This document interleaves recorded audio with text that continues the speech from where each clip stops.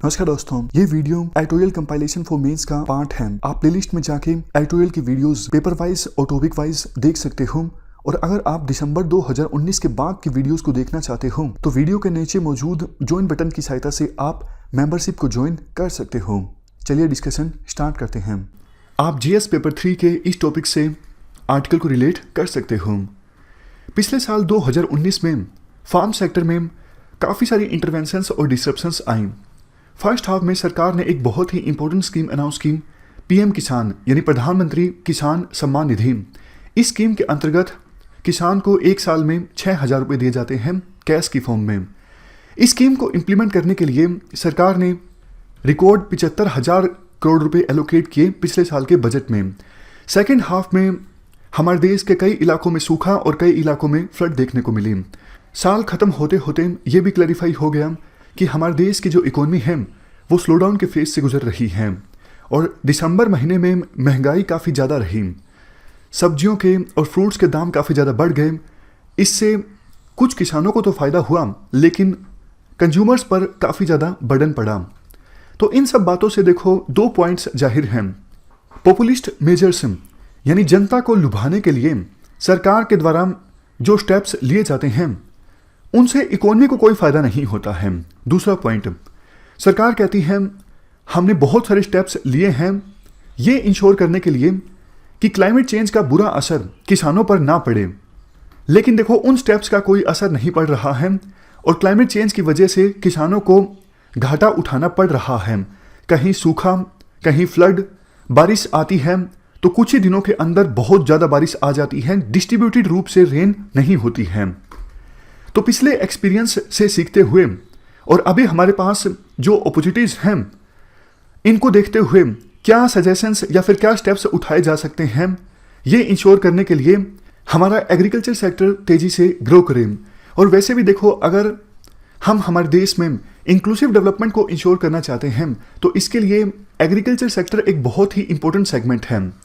Agriculture sector में अगर growth rate अच्छी खासी होती है तो इससे हमारे देश की इकोनॉमी को भी बूस्ट मिलेगा। वैसे भी हमारे देश की इकोनॉमी अभी फिलहाल स्लो डाउन के फेज से गुजर रही है। तो काफ़ी सारे सजेशंस राइटर के द्वारा दिए जाते हैं। सजेशंस बहुत इंपॉर्टेंट हैं, सिस्टमैटिक ढंग से डिस्कस करते हैं। पहला सजेशन, अभी देखो ग्रोथ ड्राइवर्स और एग्रीकल्चर एक्सपेंडिचर के बीच डिस्पैरिटी है। एग्रीकल्चर में भी आपको पता है काफ़ी सारे सेक्टर्स हैं, तो जिन सेक्टर्स में ग्रोथ अच्छी खासी है वहां पर सरकार कम खर्च कर रही है, कम सब्सिडी दे रही है। लेकिन एग्रीकल्चर के वो सेक्टर्स जिनमें ग्रोथ रेट कम है या फिर नेगेटिव ग्रोथ रेट है वहां पे सरकार ज़्यादा खर्च कर रही है।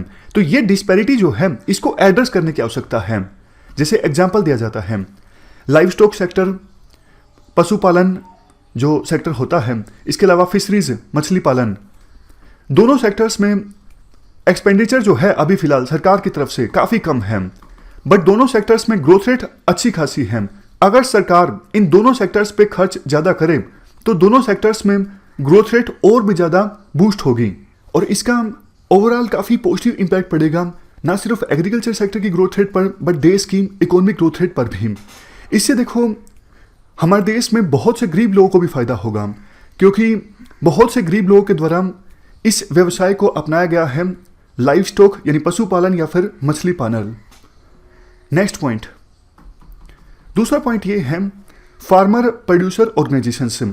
आप बेसिक जान लीजिए। देखो फार्मर प्रोड्यूसर ऑर्गेनाइजेशंस एक लीगल एंटिटी होती है, कोई कंपनी हो सकती है या फिर कोऑपरेटिव सोसाइटी हो सकती है। होता क्या है, इसमें प्राइमरी प्रोड्यूसर्स यानी किसान एक साथ आते हैं प्रॉफिट शेयरिंग मोटिव से। जब देखो किसान इस प्रकार से फार्म प्रोड्यूसर ऑर्गेनाइजेशन बनाते हैं तो उनकी नेगोशिएशन की जो पावर है वो भी काफ़ी इंक्रीज हो जाती है।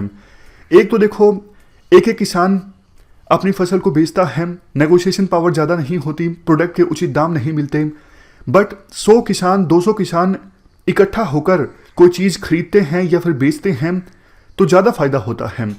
तो ये फार्मर प्रोड्यूसर ऑर्गेनाइजेशन काफ़ी काम की चीज़ है, लेकिन इनको काफ़ी ऑपरेशनल और स्ट्रक्चरल इश्यूज का सामना करना पड़ता है क्योंकि अभी फार्मर प्रोड्यूसर ऑर्गेनाइजेशंस गवर्न होती हैं अलग अलग एक्ट से, इनकी फंडिंग भी अलग अलग सोर्सेज से होती है। तो इनको एक इंस्टीट्यूशन के अंडर लाने की आवश्यकता है और इंस्टीट्यूशन का नाम हो सकता है farmer producer organisation development and regulatory authority. तीसरा पॉइंट, देखो अभी भी हमारे देश में ई मार्केट का जो कंसेप्ट है एग्रीकल्चर सेक्टर में काफ़ी ज़्यादा कमज़ोर है।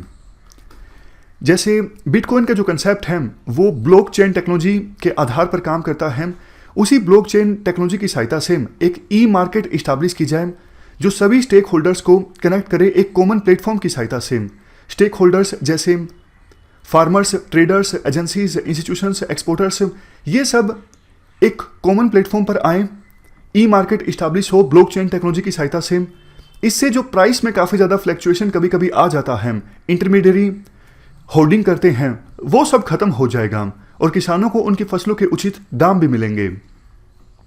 नेक्स्ट सजेशन, देखो वो एरियाज, वो रूरल एरियाज और रिमोट एरियाज जहाँ पे अब फार्मर्स में काफ़ी हद तक डिजिटल लिटरेसी आ गई है, उन एरियाज में अफोर्डेबल टेक्नोलॉजीज़ को डेवलप किया जाए, डिप्लॉय किया जाए, ताकि फार्मर्स को उन टेक्नोलॉजीज़ का लाभ मिल सके और वो अपनी फार्म प्रोडक्टिविटी को इंक्रीज कर सकें। देखो एग्रीकल्चर सेक्टर के जो पेरिसेबल आइटम्स होते हैं, वो आइटम्स जिनको जल्दी कंज्यूम करना पड़ता है या फिर कोल्ड स्टोरेज में रखना पड़ता है, अदरवाइज वो खराब हो जाते हैं, उनकी सेल्फ लाइफ काफ़ी कम होती है। तो ऐसे प्रोडक्ट्स से जो एग्रीकल्चर इंस्टीट्यूशंस डील करते हैं, वहाँ पर डिजिटलाइजेशन का होना बहुत ज़्यादा ज़रूरी है। काफ़ी बार देखो एग्रीकल्चर सेक्टर के वो इंस्टीट्यूशंस जो इन पेरिसेबल आइटम से डील करते हैं, वो प्रोसेसिंग में काफ़ी समय लगा देते हैं और जिससे ये जो प्रोडक्ट्स हैं वो ख़राब होने लगते हैं। तो जल्दी प्रोसेसिंग करने के लिए एग्रीकल्चर सेक्टर के उन इंस्टीट्यूशंस का डिजिटलाइजेशन होना चाहिए जो पेरिसेबल आइटम से डील करते हैं। नेक्स्ट पॉइंट, पिछले काफ़ी सालों में एग्रीकल्चर सेक्टर में बड़े स्केल पे इन्वेस्टमेंट हुई है, लेकिन देखो इसका एक नुकसान हो गया है। नुकसान ये हो गया है, इस लार्ज स्केल इन्वेस्टमेंट की वजह से मोनोकल्चर एग्रीकल्चर सेक्टर में बहुत बढ़ गया है। मोनोकल्चर मतलब एक गिवन एरिया में एक ही फसल को बार बार उगाया जाता है, सेम फसल को बार बार हम रिपीट कर रहे हैं, ये है मोनोकल्चर। खास करके देखो वो एरियाज जहाँ पे ग्रीन रेवोल्यूशन आई, पंजाब का एरिया, हरियाणा का एरिया, यहाँ पे अब हर साल सेम ही फसल उगाई जाती है सेम सीजन में। तो मोनोकल्चर से ना सिर्फ इन्वायरमेंट पर बुरा प्रभाव पड़ता है, बल्कि सोइल की जो हेल्थ है वो भी डिग्रेड होती है। आवश्यकता ये है कि एग्रीकल्चर सेक्टर में अब स्मॉल स्केल यानी छोटी छोटी इन्वेस्टमेंट मेजर्स लिए जाएं और एक इंसेंटिव दिया जाए किसानों को, वो दूसरी सस्टेनेबल प्रैक्टिसेस को अडॉप्ट करें। जैसे देखो एग्रो फॉरेस्ट्री में क्या होता है, क्रॉप्स के चारों ओर पेड़ उगा दिए जाते हैं। इसके ना सिर्फ कमर्शियल बेनिफिट्स होते हैं बल्कि इकोलॉजिकल बेनिफिट्स भी काफ़ी होते हैं। Next, climate smart agriculture. Climate smart agriculture मतलब ऐसा एग्रीकल्चर जो क्लाइमेट चेंज के एडेप्टेबल हो और जिससे क्लाइमेट चेंज ज़्यादा ना हो। इकोसिस्टम सर्विसेज, कंजर्वेशन एग्रीकल्चर और अदर्स, ये सस्टेनेबल प्रैक्टिसेस किसान अडॉप्ट करें, ऐसा इंसेंटिव किसानों को देने की आवश्यकता है। नेक्स्ट पॉइंट, एग्रीकल्चर सेक्टर में कॉर्पोरेट सोशल रिस्पॉन्सिबिलिटी को इंक्रीज करने की आवश्यकता है ताकि प्राइवेट प्लेयर्स ज़्यादा से ज़्यादा इन्वेस्ट करें एग्रीकल्चर सेक्टर में।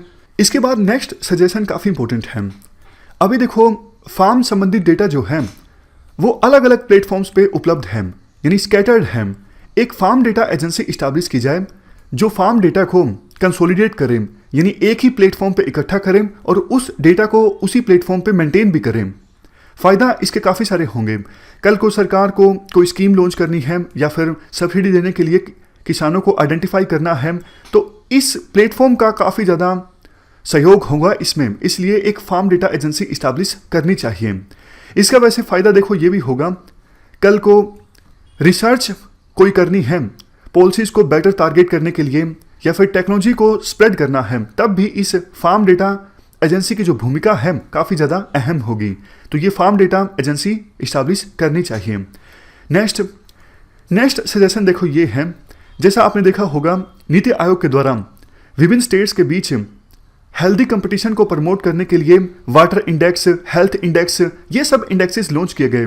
तो एग्रीकल्चर सेक्टर के लिए भी उसी प्रकार का एक इंडेक्स लॉन्च करने की आवश्यकता है। रैंकिंग दी जाए विभिन्न स्टेट गवर्नमेंट्स को कि किस स्टेट ने फार्मिंग को इम्प्रूव करने के लिए अच्छा काम किया है। तो अगर ये इंडेक्स लॉन्च किया जाता है तो विभिन्न स्टेट्स और यूटीज के बीच एक हेल्दी कंपटीशन जनरेट होगा एग्रीकल्चर सेक्टर में अच्छा काम करने के लिए।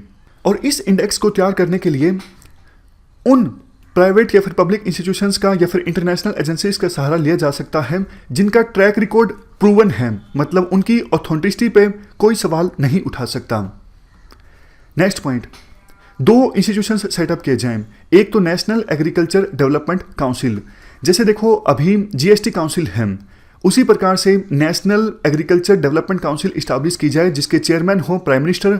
ये काउंसिल इफेक्टिव कोऑर्डिनेशन इस्टाब्लिश करें एग्रीकल्चर सेक्टर की पॉलिसीज के लिए स्टेट्स के बीच और सेंटर के बीच। दूसरी ऑर्गेनाइजेशन फार्मर वेलफेयर कमीशन, ये देखो सेंटर लेवल पे भी इस्टाब्लिश की जाए और स्टेट लेवल पे भी। ये एक इंडिपेंडेंट इंस्टीट्यूशनल मैकेनिज्म हो, मतलब ये कमीशन जो हो वो इंडिपेंडेंट होकर काम करें ये एनालाइज करने के लिए कि एग्रीकल्चर रिलेटेड इश्यूज क्या क्या हैं और वेरियस जो स्कीम्स हैं वो कैसे काम कर रही हैं। मतलब एक अलग से इंडिपेंडेंट एनालिसिस इस फार्मर वेलफेयर कमीशन के द्वारा दिया जाए। होता क्या है, कई बार अपोजिशन पार्टीज विरोध करती हैं सिर्फ विरोध करने के लिए और असल जो इश्यूज हैं वो छुप जाते हैं। इस प्रकार के इंडिपेंडेंट अगर कमीशंस होंगे तो गवर्नमेंट को वास्तव में जानकारी मिल सकेगी कि फार्मर्स अभी कौन से इश्यूज से सफर कर रहे हैं और पता लग सके प्रॉब्लम आखिरकार है कहाँ। अगला सुझाव, देखो यूपीएससी आपको पता है सिविल सर्विसेज के लिए एग्जाम कंडक्ट करती है और वेरियस जो पोस्ट हैं वो फिल होती हैं, जैसे आईएएस आईपीएस ये ऑल इंडिया सर्विसेज हैं और दूसरी सेंट्रल सर्विसेज जैसे आईआरएस। होना क्या चाहिए, सेंट्रल सर्विसेज में एक सर्विस इंडियन एग्रीकल्चर सर्विस की भी होनी चाहिए। अलग से अगर ऑफिसर्स होंगे इंडियन एग्रीकल्चर सर्विस में यूएसए की तर्ज पर, तो ये एग्रीकल्चर सेक्टर के लिए काफ़ी अच्छा रहेगा। नेक्स्ट पॉइंट, अभी देखो ड्रोट और फ्लड से निपटने के लिए कुछ सब्जेक्ट्स ऐसे हैं जिनको कॉन्करेंट लिस्ट में डालने की आवश्यकता है, मतलब सेंट्रल गवर्नमेंट और स्टेट गवर्नमेंट दोनों उन सब्जेक्ट्स पर कानून बना सके, ये हमें इंश्योर करने की आवश्यकता है। लास्ट एंड 13th पॉइंट, अभी देखो एग्रीकल्चर सेक्टर में रिसर्च एंड डेवलपमेंट पर काफ़ी कम खर्च होता है, 0.40% ऑफ जीडीपी। इसे इंक्रीज करने की आवश्यकता है, कम से कम 1% ऑफ जीडीपी खर्च होना चाहिए एग्रीकल्चर सेक्टर में R&D पर, क्योंकि देखो अगर हम ऐसा करते हैं तो इसका लॉन्ग टर्म बेनिफिट काफ़ी ज़्यादा होता है। लॉन्ग टर्म में गरीबी दूर होती है और लोगों का जो लाइवलीहुड है वो इम्प्रूव होता है। वैसे इसके अलावा भी एक पॉइंट और है, वो भी काफ़ी इंपॉर्टेंट है, क्लाइमेट स्मार्ट विलेज से संबंधित। देखो अभी ऑलमोस्ट इंडिया की 50% जो पॉपुलेशन है वो एग्रीकल्चर सेक्टर पे डिपेंड करती है और क्लाइमेट चेंज की वजह से काफ़ी डिजास्टर्स आते हैं और इससे किसानों पर काफ़ी बुरा इम्पैक्ट पड़ता है। तो आवश्यकता ये है क्लाइमेट स्मार्ट विलेजेस का जो कंसेप्ट है वो पूरे देश में इंप्लीमेंट किया जाए। क्लाइमेट स्मार्ट विलेज का कंसेप्ट है क्या? क्लाइमेट स्मार्ट विलेज का कंसेप्ट जानने से पहले आप क्लाइमेट स्मार्ट एग्रीकल्चर के बारे में जान लीजिए। जब देखो हम ये बोलते हैं कि क्लाइमेट स्मार्ट एग्रीकल्चर प्रैक्टिसेस को अडॉप्ट करने की आवश्यकता है तो हमारे 3 ऑब्जेक्टिव्स होते हैं। पहला ऑब्जेक्टिव, लगातार हम फूड प्रोडक्शन को इंक्रीज करें और फूड प्रोडक्शन ऐसी होनी चाहिए कि क्रॉप्स में न्यूट्रिशन जो है वो भी इंप्रूव हो। दूसरा ऑब्जेक्टिव, हम ये इंश्योर करते हैं कि किसान जो है वो क्लाइमेट चेंज के अगेंस्ट अपने आप को अडेप्ट कर लें, मतलब क्लाइमेट चेंज का बुरा प्रभाव किसानों पर ना पड़े। तीसरा ऑब्जेक्टिव, खेती से ग्रीन हाउस गैसेस का जो एमिशंस हैं वो कम हो। जब ये तीनों ऑब्जेक्टिव्स अचीव हो जाते हैं तो इसका मतलब हम कह सकते हैं क्लाइमेट स्मार्ट एग्रीकल्चर हम कर रहे हैं। तो देखो क्लाइमेट स्मार्ट विलेज क्या होता है, ये एक प्रकार से कम्युनिटी या फिर कलेक्शन ऑफ कम्युनिटीज होती हैं। इनमें काफ़ी सारे इंटरेस्टेड ग्रुप्स आते हैं, जैसे पब्लिक सेक्टर से, एग्रीकल्चर रिसर्च इंस्टीट्यूट से, एनजीओ से। वो चर्चा करते हैं, समझते हैं कैसे क्लाइमेट स्मार्ट एग्रीकल्चर को प्रमोट किया जा सकता है। ये मतलब है क्लाइमेट स्मार्ट विलेज का, और इस कंसेप्ट को पूरे देश में इंप्लीमेंट करने की आवश्यकता है। लास्ट में कंक्लूजन में ये बोला जाता है, देखो शॉर्ट टर्म मेजर्स जो सरकार के द्वारा लिए जाते हैं किसानों को राहत पहुंचाने के लिए वो तो ठीक है, लेकिन आज का जो इरा है वो ग्लोबल अनसर्टेनिटी का है। हमें ऐसे स्टेप्स लेने होंगे जिससे किसानों को लॉन्ग टर्म में फ़ायदा हो और लॉन्ग टर्म में किसानों की जो इनकम है वो स्टेबल हो। इस डिस्कशन में फिलहाल इतना ही है। Thank you very much for discussion.